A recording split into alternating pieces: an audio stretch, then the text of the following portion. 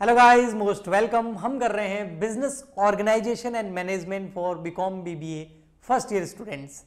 अभी तक हमने इसके अंदर 14 लेक्चर कंप्लीट कर लिए हैं। आज का लेक्चर नंबर 15 है, 15वां है और आज के लेक्चर के अंदर हम इस सब्जेक्ट को आगे बढ़ाएंगे। लास्ट लेक्चर में हमने सीखा था ऑर्गेनाइजेशनल स्ट्रक्चर्स या ऑर्गेनाइजेशनल फॉर्मेट्स कौन कौन से होते हैं जो एक ऑर्गेनाइजेशन के अंदर बनते हैं। तो इसके अंदर दो टाइप्स थे, एक था ट्रेडिशनल ऑर्गेनाइजेशन स्ट्रक्चर या ट्रेडिशनल ऑर्गेनाइजेशन फॉर्मेट। ट्रेडिशन के अंदर तीन थे, वो तीनों हमने कल लेक्चर में कर लिए थे। एक लाइन ऑर्गेनाइजेशन था जिसमें एक लाइन बनती है और कमांड ऊपर से नीचे की ओर ट्रांसफर होता है। एक लाइन एंड स्टाफ ऑर्गेनाइजेशन करा था, उसके अंदर ये लाइन ऑर्गेनाइजेशन की तरह ही होता है, पर यहाँ पर हम एक स्टाफ को अपॉइंट कर देते हैं जो एडवाइस देता है अपनी एक्सपर्टीज के हिसाब से लाइन ऑर्गेनाइजेशन में काम करने वाले मैनेजर्स को। एक हमने किया था फंक्शनल ऑर्गेनाइजेशन। फंक्शनल ऑर्गेनाइजेशन जो है वो ये बोलता है भाई साहब ये लाइन ऑर्गेनाइजेशन वाला काम जो है छोटे मोटे बिजनेसेस के अंदर, कंपनीज के अंदर, ऑर्गेनाइजेशन के अंदर चलता है। अगर ऑर्गेनाइजेशन का जो लेवल है वो बड़ा हो जाता है, ऑर्गेनाइजेशन अगर बड़ा हो रहा है, उसके ब्रांचेज, ऑफिसेज, उसके एम्प्लॉइज बहुत ज़्यादा नंबर्स के अंदर है, तो फिर यहाँ पर आपका ये लाइन और लाइन एंड स्टाफ ऑर्गेनाइजेशन काम नहीं आएगा, क्योंकि फिर आपको फंक्शंस के बेसिस पर एक स्ट्रक्चर बनाना पड़ेगा जिसमें आपका ऑर्डर और कमांड जो है एक लाइन में कभी भी नहीं जाएगा। ओके, सो आज के इस लेक्चर के अंदर हम आगे बढ़ते हैं और फर्स्ट नंबर हमने ट्रेडिशनल ऑर्गेनाइजेशन फॉर्मेट्स कर लिया था, स्ट्रक्चर कर लिया था। आज हम कंटेम्प्रेरी ऑर्गेनाइजेशनल फॉर्मेट्स या फिर इसको हम बोलते हैं मॉडर्न ऑर्गेनाइजेशनल फॉर्मेट्स करने वाले हैं। इसके अंदर सबसे फर्स्ट करेंगे हम प्रोजेक्ट ऑर्गेनाइजेशन, सेकंड नंबर हम करेंगे मैट्रिक्स ऑर्गेनाइजेशन और थर्ड नंबर हम करेंगे नेटवर्क ऑर्गेनाइजेशन। तो आइए वन बाय वन हम इनको कंप्लीट करते हैं। सो ये तो हमने कर लिए थे कल, जो ट्रेडिशनल थी। यहाँ से हमारे स्टार्ट होता है कंटेम्प्रेरी ऑर्गेनाइजेशन फॉर्मेट्स या फिर मॉडर्न ऑर्गेनाइजेशन फॉर्मेट। इसके अंदर सबसे फर्स्ट जो आपके सामने आता है वो होता है प्रोजेक्ट ऑर्गेनाइजेशन। प्रोजेक्ट ऑर्गेनाइजेशन को मैं आपको एक एग्जांपल से समझाता हूँ, ठीक है। एग्जांपल लेते हैं, बिल्कुल उससे आपको बेटर समझ में आएगा प्रोजेक्ट ऑर्गेनाइजेशन क्या होता है। देखिए जी, मान लेते हैं एक कंपनी है टाटा मोटर्स, ठीक है, ठीक है, टाटा मोटर्स। अब टाटा मोटर्स के अंदर आपको पता होगा कि इसके अंदर जो है रेगुलर जो इनका काम चलता है और ये गाड़ियां बनाते हैं, ठीक है। और उसके अंदर फिर इनका एक डिज़ाइन डिपार्टमेंट होगा, जो फोर व्हीलर्स है उनका डिज़ाइन जो है वो तय करता होगा। एक प्रोडक्शन डिपार्टमेंट भी होगा, ठीक है। ऐसे बहुत सारे होंगे, मैं तो एग्जांपल के लिए कुछ डिपार्टमेंट ले लेता हूँ आपको समझाने के लिए, ठीक है। और फॉर एग्जांपल के लिए आपका प्रोडक्शन के बाद में मार्केटिंग एंड सेल्स डिपार्टमेंट हो गया,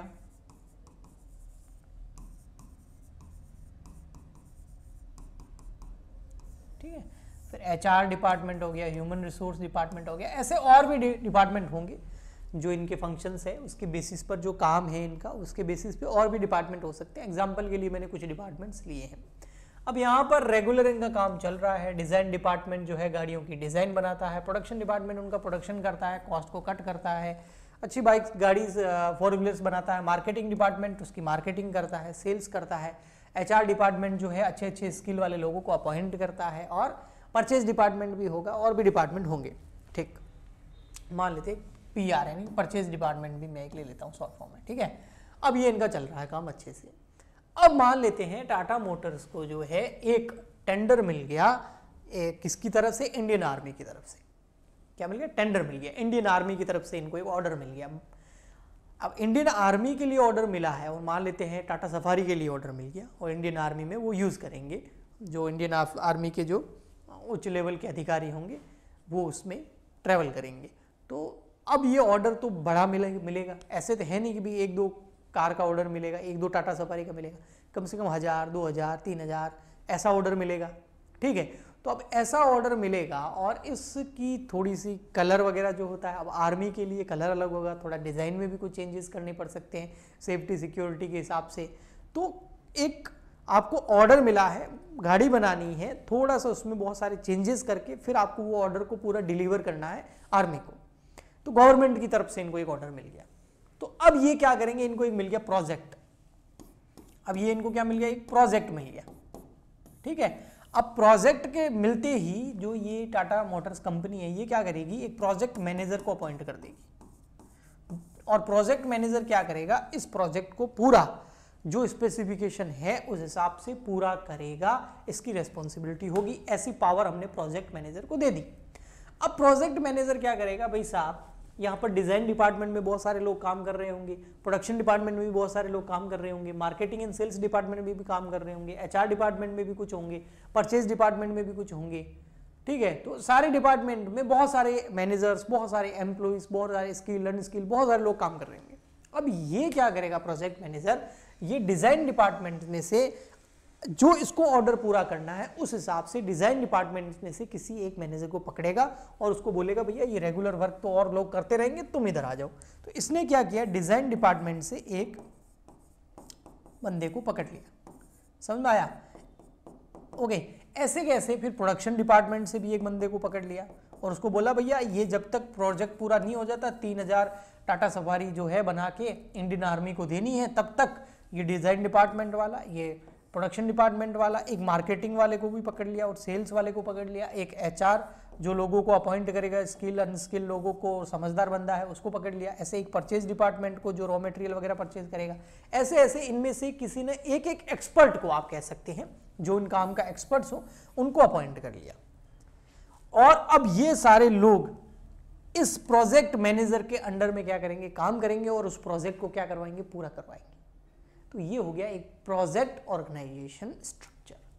अब इसमें क्या होगा, जैसे ही ये प्रोजेक्ट चलेगा तब तक तो लोग ये यही काम करेंगे, इनके अंडर में काम नहीं करेंगे, इनके जो मैनेजर होंगे, सीईओ होंगे, उनके अंडर में नहीं करेंगे, अब ये लोग इनके अंडर में करेंगे। तो क्या ये डिपार्टमेंट सारे खाली हो गए? नहीं, मैंने बोला एक एक बंदा जरूरत के हिसाब से एक एक दो दो जने लिए हैं, सारा खाली नहीं किया है, रेगुलर काम तो चल ही रहा है, जो इनका सीईओ है या जो इनका मैनेजर है उनके अंडर में, इसको कोई डिस्टर्ब नहीं करेगा, ये अच्छे से अब काम करेगा। और जैसे प्रोजेक्ट पूरा हो जाएगा, ये जितने भी यहाँ पर लोग एक्सपर्ट काम कर रहे हैं वो अपने अपने डिपार्टमेंट में वापस चले जाएंगे और रेगुलर काम चलता रहेगा। फिर नेक्स्ट टाइम ऐसा कोई प्रोजेक्ट मिलेगा तो फिर इस तरीके से होगा। तो ये हो गया आपका प्रोजेक्ट ऑर्गेनाइजेशन स्ट्रक्चर। जो थ्योरी लिखी है उससे बेटर समझ में आया होगा और एग्जाम में आप ये एग्जाम्पल भी दे सकते हैं, कोई आपको रोकने वाला नहीं है। चलिए, आई होप बहुत अच्छे से आपको समझ में आया होगा, बिल्कुल आया होगा। चलिए आगे चलते हैं हम, और थोड़ा सा इसको पढ़ते भी आप देखेंगे कि जो मैंने समझाया वैसा ही कुछ लिखा हुआ है। Project organisation is oriented towards the completion of a big project, है ना, एक बड़े प्रोजेक्ट को कंप्लीट करना या स्मॉल नंबर्स में बहुत सारे बिग प्रोजेक्ट्स को कंप्लीट करना, मतलब एक प्रोजेक्ट हो सकता है, 2-3 बड़े बड़े प्रोजेक्ट्स हो सकते हैं। Under this a team of specialist is created for each project, हर प्रोजेक्ट के लिए एक स्पेशलिस्ट टीम क्रिएट की जाती है। Such as a team is separate from independent और फंक्शनल डिपार्टमेंट, जो फंक्शनल डिपार्टमेंट था ना उससे ये इंडिविजुअल होती है और ये प्रोजेक्ट मैनेजर के अंडर में काम करती है। This size of project team different from project to another, हर प्रोजेक्ट में ये टीम अलग हो सकती है, उनकी एक्सपर्टीज अलग हो सकती है, वो डिपेंड करता है उस प्रोजेक्ट के ऊपर। The activities of the project team are coordinated by the project manager, जो प्रोजेक्ट मैनेजर होगा उसके साथ में ये project team, specialist team coordinate करके चलेगी। And can obtain advice and assistant from expert both inside and outside of the organisation, और ये लोग जो है इनसाइड आउटसाइड से जो भी एक्सपर्ट है उनसे एडवाइस भी ले सकते हैं। Specialists and work from various functional department are brought under the leadership and control of coordination of project manager, ये प्रोजेक्ट मैनेजर के अंडर में काम करेंगे, इनको जो फंक्शनल मैनेजर है वो इनको डिस्टर्ब नहीं करेंगे। आप प्रोजेक्ट मैनेजर चाहे तो उनके साथ कोऑर्डिनेट करके एक टीम बना सकता है। ओके, सो ये हो गया आपका, अच्छे से आई होप बहुत अच्छे से समझ में आया होगा आपको कौन सा, प्रोजेक्ट ऑर्गेनाइजेशन। अब नेक्स्ट चलते हैं मैट्रिक ऑर्गेनाइजेशन। देखो मैट्रिक्स ऑर्गेनाइजेशन को भी समझना थोड़ा सही रहता है। मैट्रिक ऑर्गेनाइजेशन जो है वो थोड़ा सा प्रोजेक्ट ऑर्गेनाइजेशन से अलग है।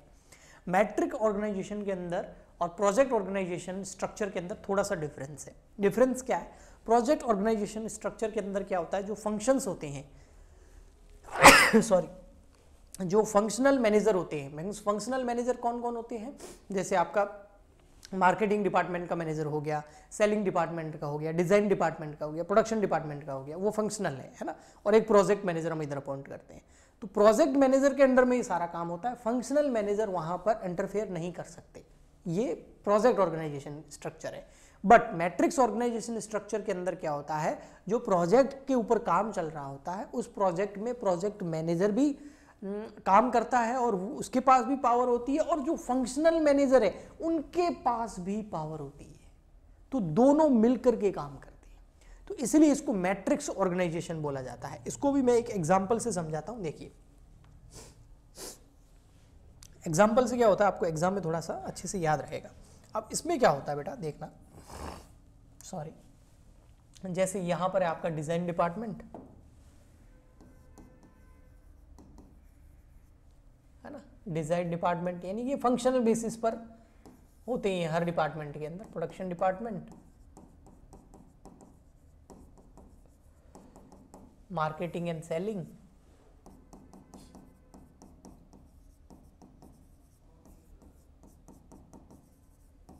ठीक है, परचेज डिपार्टमेंट, रॉ मटेरियल वगैरह परचेज करने के लिए भी एक डिपार्टमेंट बना हुआ होता है, और उस मैनेजर के अंडर में ही सारे लोग काम करते हैं। और एचआर यानी कि ह्यूमन रिसोर्स डिपार्टमेंट, जो एम्प्लॉयज़ को ट्रेनिंग वगैरह प्रोवाइड कराता है, एम्प्लॉयज़ को अपॉइंट करता है, या उनको सही से काम नहीं करते हैं तो निकाल देता है। अब देखो यहाँ पर, अब ये हो गए। अब यहाँ पर हमारे पास प्रोजेक्ट 1, प्रोजेक्ट 2, प्रोजेक्ट 3, ठीक है। या फिर कई बार इनको है ना प्रोजेक्ट ना बोल के, क्योंकि प्रोजेक्ट से फिर प्रोजेक्ट ऑर्गेनाइजेशन दिमाग में आ जाता है तो कंफ्यूजन हो जाता है, तो इसको आप प्रोडक्ट भी बोल सकते हैं। ये प्रोडक्ट 1 के लिए काम चल रहा है, ये प्रोडक्ट 2 के लिए चल रहा है, ये प्रोडक्ट 3 के लिए चल रहा है। ये प्रोजेक्ट ऑर्गेनाइजेशन नहीं है। अब इसमें क्या होता है, अब ये बंदा जो है और ये बंदा जो है यहां पर काम करने वाले बंदे को अफेक्ट कर सकते हैं। कहने का मतलब इसमें जो फिर अपॉइंट होंगे बंदे, वो ये जैसे यहां पर बंदे अपॉइंट कर लिए हमने, ठीक है, ये डिजाइन डिपार्टमेंट ने प्रोडक्ट ए के लिए कर लिया, प्रोडक्शन डिपार्टमेंट ने कर लिया प्रोडक्ट ए के लिए, सेलिंग डिपार्टमेंट ने कर लिया, परचेज डिपार्टमेंट ने कर लिया, और एचआर डिपार्टमेंट ने कर लिया। ऐसे कैसे, यहां पर प्रोजेक्ट 2 के लिए भी इन लोगों ने अपॉइंट कर लिया, प्रोजेक्ट 3 के लिए भी कर लिया, या प्रोडक्ट 3 के लिए भी कर लिया। अब आप देखेंगे ना तो डिजाइन डिपार्टमेंट भी इन सब को प्रभावित कर सकता है लाइन ऑर्गेनाइजेशन की तरह, और इनको ऑर्डर और कमांड दे सकता है, ऑर्डर और कमांड दे सकता है। और जो प्रोजेक्ट या प्रोडक्ट जो मैनेजर है, ये भी मैनेजर है ना, ये भी मैनेजर है, ये भी मैनेजर है, यहाँ पर ये भी मैनेजर है, ये भी मैनेजर है, ये भी एचआर डिपार्टमेंट का मैनेजर है। इधर ये प्रोजेक्ट या प्रोडक्ट 1 का मैनेजर, ये भी मैनेजर है, ठीक है। और ये जो है ये ऐसे इफेक्ट करेगा इनको, इसको ऐसे ऑर्डर और कमांड देगा इस तरीके से। तो ये एक तरीके से ग्रिड बन गई, इसलिए मैट्रिक्स बन गई एक तरीके से, इसलिए इसको मैट्रिक्स ऑर्गेनाइजेशन बोला जाता है।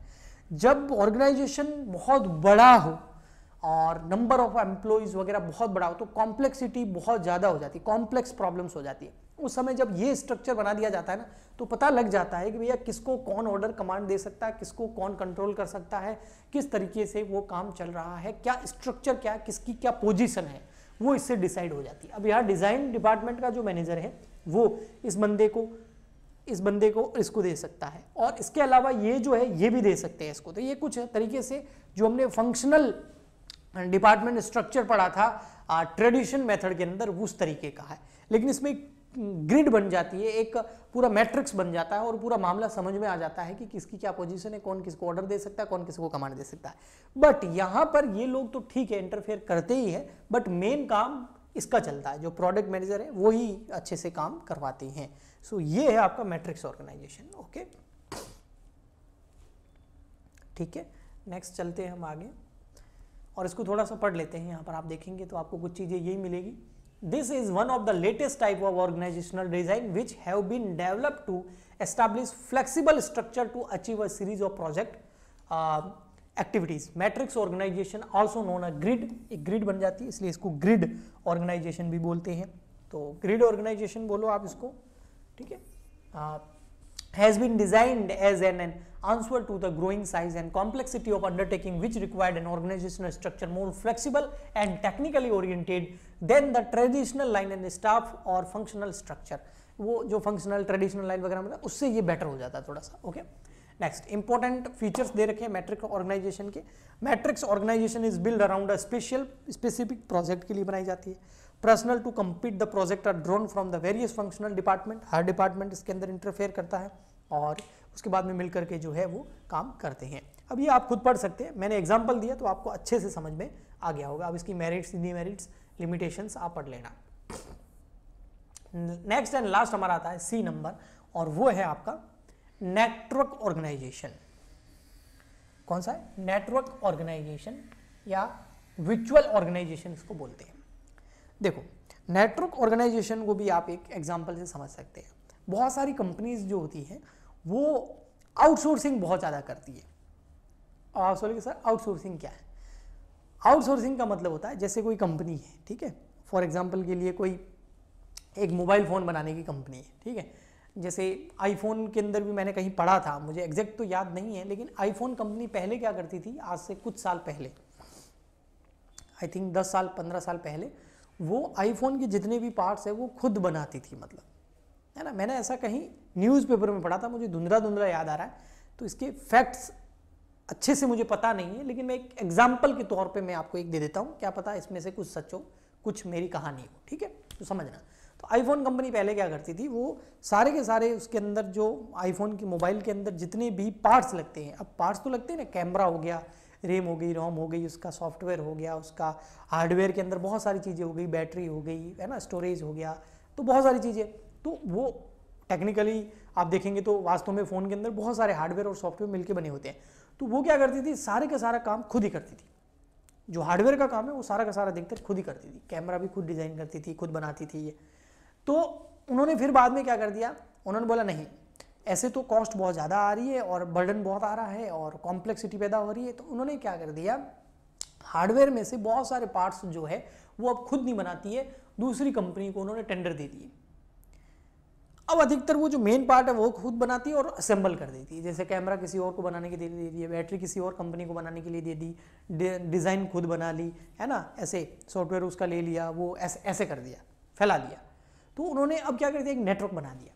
हाँ, नेटवर्क के अंदर उन्होंने क्वालिटी डिसाइड कर ली, जैसे जिसको ऑर्डर दिया है उसको बोला भी कैमरा की क्वालिटी ऐसी होनी चाहिए और इसकी क्वालिटी ऐसी होनी चाहिए, बैटरी की क्वालिटी ऐसी होनी चाहिए, है ना, जो इसका बॉडी पार्ट है उसकी क्वालिटी ऐसी होनी चाहिए। वो क्वालिटी के बेसिस पर एग्रीमेंट हो गया, और ऐसे एग्रीमेंट किसी एक के साथ नहीं, बहुत सारे लोगों के साथ कर लिए। बॉडी के लिए एग्रीमेंट किसी के साथ कर लिया, कैमरा के लिए किसी के साथ कर लिया, बैटरी के लिए किसी के साथ कर दिया, केबल के लिए किसी के साथ कर दिया, बॉक्स के लिए किसी के साथ कर दिया, है ना। तो इस तरीके से बहुत सारी कंपनीज के साथ में उन्होंने क्या कर लिया, एग्रीमेंट्स कर लिए, और अब वो वहाँ से सारी कंपनीज उनको पार्ट सप्लाई करती है, वो बैठ के उस डिज़ाइन के हिसाब से उसको क्या करते हैं, असेंबल करते हैं और फिर उसको बेच देते हैं।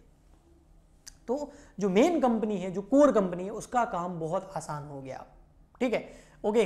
और अगर किसी ने सही से काम नहीं किया क्वालिटी के हिसाब से, तो उसका प्रोजेक्ट रिजेक्ट हो जाएगा, उसका ऑर्डर रिजेक्ट हो जाएगा। तो वो कंपनी सारी सही से काम भी करती है, तो क्वालिटी भी कंट्रोल हो गई और काम भी हो गया। तो इस कंपनी ने क्या कर लिया, एक नेटवर्क बना लिया। तो ऐसी दुनिया के अंदर बहुत सारी कंपनीज हैं, जैसे चॉकलेट बनाने वाली फेमस कंपनीज हैं।